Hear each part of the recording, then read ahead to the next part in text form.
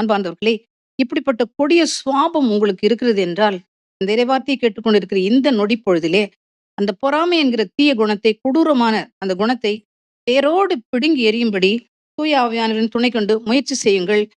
ஆண்டவர் நிச்சயமாக உங்களுக்கு உதவுவார். அன்பார்ந்தவர்களே, பொறாமையும், கட்சி மனப்பான்மையும் ஒருபோதும் உங்களிடம் இருக்கவே கூடாது.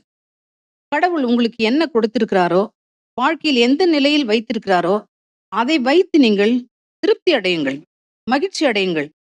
உள்ளதே போதும் என்ற மனநிறைவோடும், சாந்தத்தோடும், சமாதானத்தோடும், எல்லோரோடும் ஒற்றுமையோடும் வாழப் பழகுங்கள்.